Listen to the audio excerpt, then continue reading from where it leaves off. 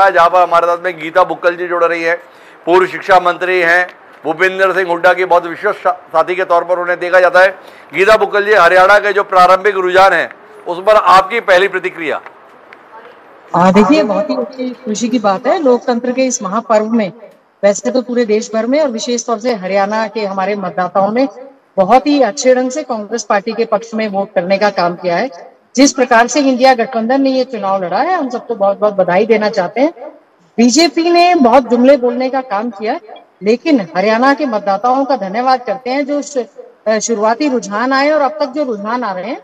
जो बीजेपी 10 में से 10 सीटें लेकर गई थी पिछली बार, अब कोई भी एक ऐसी सीट नहीं है कि जहां पर उनको थंपिंग जीत मिल रही है।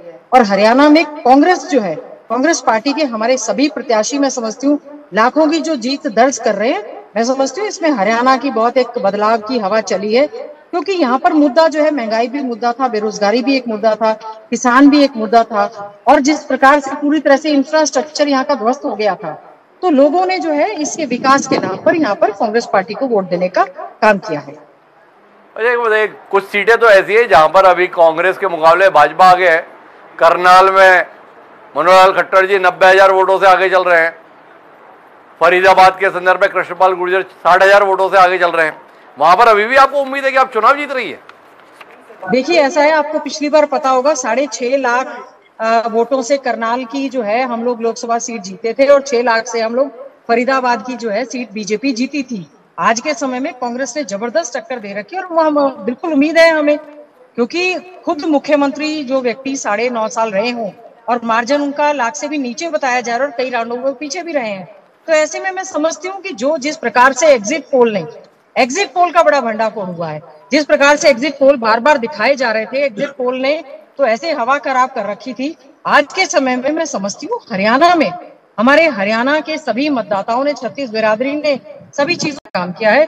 हम बहुत धन्यवाद करते हैं। और देखिए, करनाल में बहुत अच्छे से टक्कर जो है हमारे दिवांशु बुद्धि राजा ने मनोहर लाल खट्टर जी को वहीं पर रोक कर रखने का काम किया है कि 1 लाख से ऊपर उनका मार्जिन नहीं जा पा रहा है। और संजय भाटिया जिनकी की सीट से टिकट काटकर उनको दिया गया और खुद मुख्यमंत्री रहे हो और उनकी ये हालत है, तो मैं समझती हूँ आने वाले समय में बदलाव की जो हवा चल रही है वो पूरी तरह से हरियाणा में हवा चल चुकी है। और मैं विशेष तौर से अगर रोहतक लोकसभा क्षेत्र की बात करूं, हमारे सांसद भाई दीपेंद्र हुड्डा जी 1,40,000 से ऊपर जो है इस समय ये मार्जिन आ चुका है, जबकि हमारे कई जगह पर वो जो काउंटिंग है बड़ी स्लो चल रही है। उसके बावजूद हम समझते हैं आने वाले समय में 2-2.5 लाख से ऊपर ये हमारा आंकड़ा जाने वाला है। अरे गीता जी, आपने एग्जिट पोल की बात की, कितना घबरा गई थी एग्जिट पोल से? आप रात में नींद आई थी आपको कि नहीं आई थी? लोग, देश के प्रधानमंत्री है मोदी जी, सब लोग कह रहे थे गोदी मीडिया है, हम तो नहीं कह रहे। जो एग्जिट पोल आया, एग्जिट पोल के बाद जैसे ही रुझान आने लगे, आपने देखा कि किस तरह से शेयर बाजार और कैसे निफ्टी सब धड़ाम से नीचे जाते रहे, क्योंकि एग्जिट पोल ने सभी को विश्वास, मान लीजिए बीजेपी के लोग भी कह रहे थे कि ज्यादा ही गलत दिखा रहे हैं एग्जिट पोल में, ज्यादा ही दिखा दिया। तो मैं समझती हूँ हम लोगों को पूरी तरह से विश्वास था।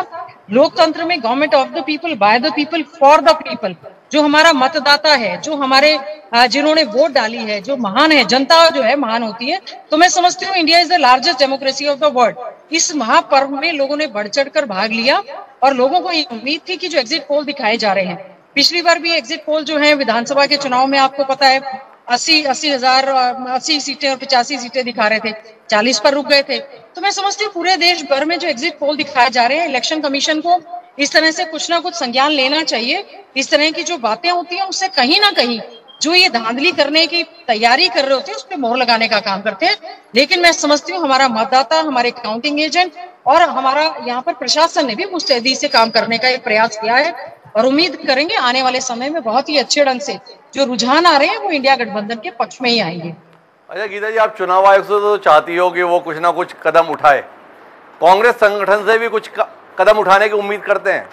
ये भिवानी में राव दानवीर सिंह पीछे चल रहे हैं, शिकायत है बंसीलाल जी की विरासत के साथ खिलवाड़ हुआ, वो मोदी जी भी मंच से बोलकर गए थे। ठीक नहीं किया कांग्रेस ने बंसीलाल जी के साथ में, किरण चौधरी और श्रुति चौधरी के साथ, क्या कहती हैं आप? सुनीता दुग्गल जी 3.5 लाख वोटों से जीती थी सिरसा से। 1 सेकंड में आप दूसरी पार्टी का कैंडिडेट ले आए और आपने उनको बीजेपी की टिकट दे दी। हिसार से जो प्रत्याशी थे ब्रजेंद्र सिंह ने बीजेपी छोड़ी, रंजीत चौटाला एक इंडिपेंडेंट से, उनको आपने प्राइमरी मेंबरशिप दी और उनको उसी समय टिकट देने का काम कर दिया।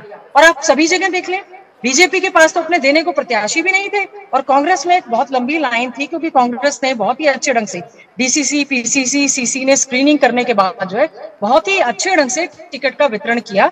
ठीक है, गढ़ होते हैं, लेकिन कांग्रेस पार्टी ने बहुत ही सूझबूझ के साथ टिकटें देने का काम किया है।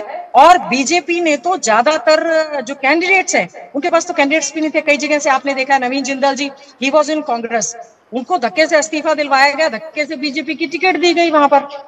तो अंबाला में भी आप देखिए नए कैंडिडेट थे, कुरुक्षेत्र में भी नए कैंडिडेट थे, सिरसा में भी नए कैंडिडेट, हिसार में भी नए कैंडिडेट।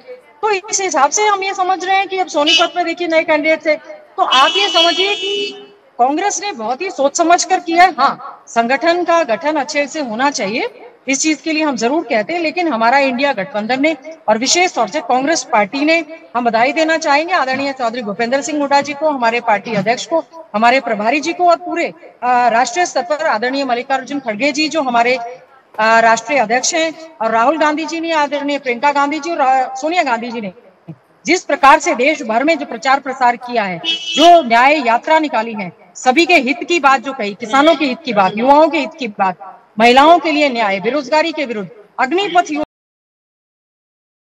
मुद्दा था, बेरोजगारी एक बड़ा मुद्दा था। ठीक है कि बीजेपी चाह रही थी कि राम मंदिर के नाम पर उनको वोट मिले। राम मंदिर के हम बिल्कुल भी खिलाफ नहीं थे, अच्छी बात है, राम मंदिर एजेंडा में था, राम मंदिर बना, लेकिन राम के नाम पर इस तरह से बीजेपी ने राजनीति की है, तो लोगों ने वोट की चोट से ये बता दिया कि development should be the agenda. अरे वो बताइए, आखिरी सवाल है गीता बुक्कल जी, ये जो आपको जीत मिल रही है हरियाणा में, वो भाजपा ने गलत टिकट बांटी इसलिए मिल रही है, या आपने मेहनत ठीक कर रखी थी इसलिए मिल रही है? क्योंकि आप बार बार बता रहे हो कि देखो भाजपा ने टिकट कैसी बांटी, भाजपा से टिकट बांटने में गलती हो गई क्या? देखिए ऐसा है, जो भाजपा थी वो बहुत ज्यादा ओवर कॉन्फिडेंट थी। खुद ही खट्टर साहब ने कहा कि मैं करनाल विधानसभा क्षेत्र से इस्तीफा देता हूं और वहां से नायब सैनी जी चुनाव लड़ेंगे, और उसी समय घंटे में उनको लोकसभा करनाल से टिकट मिल जाती है। ये तो अपनी जो इनकी स्क्रीनिंग कमेटीज है उनसे ऊपर होकर फैसले ले रहे हैं। कांग्रेस पार्टी ने बहुत ही अच्छे ढंग से चुनाव लड़ने का काम किया। कांग्रेस ने जनमानस के मुद्दों को विधानसभा के अंदर, विधानसभा के बाहर, लोकसभा और राज्यसभा के अंदर और बाहर, सांसद भाई दीपेंद्र हुड्डा जी ने, हुड्डा साहब ने, सभी ने, हमारे सभी कांग्रेस पार्टी के सभी सीनियर नेताओं ने बहुत ही अच्छे ढंग से जो यात्राएं की हैं, हमने हाथ से हाथ जोड़ो कार्यक्रम किए हैं, घर घर कांग्रेस किए हैं, जो भी किया, कांग्रेस ने लगातार आम जनमानस के मुद्दों को जो हरियाणा में उठाने का काम किया है, लोगों को समझ में आ गया है अगर कोई भला कर सकता है तो वो कांग्रेस पार्टी हरियाणा में कर सकती है, और इसीलिए कांग्रेस के बहुत ज्यादा अच्छे नतीजे जो हैं आ रहे हैं। और बीजेपी ने जिस प्रकार से लोकतंत्र को लठतंत्र में बदलने का काम किया, जिस बेरोजगार युवाओं ने आवाज उठाई तो उन पर लठ, अगर सरपंचों ने आवाज उठाई तो उनके साथ ये, नंबरदारों के ऊपर, बेरोजगार युवाओं के ऊपर, किसानों को दिल्ली में आने नहीं दिया गया, किसान अन्नदाता जो हमारी रीढ़ की हड्डी है उनके साथ इतना दुर्व्यवहार हुआ, ये सब कारण है। और कांग्रेस पार्टी हमेशा उनके पक्ष में जो खड़ी रही, मैं समझती हूँ हरियाणा और हमारी राजधानी चंडीगढ़ में भी कांग्रेस पार्टी का परचम जो है पूरी तरह से लहराने का काम करेगा। तो कुल मिला के ये है, गीता बुक्कल बहुत उत्साहित है, प्रसन्न है। देश में जैसे भी परिणाम है, पर हरियाणा को लेकर गीता बुक्कल जी की प्रसन्नता फूले नहीं समा रही है। गीता जी बहुत बहुत धन्यवाद हमारे साथ जुड़ने के लिए।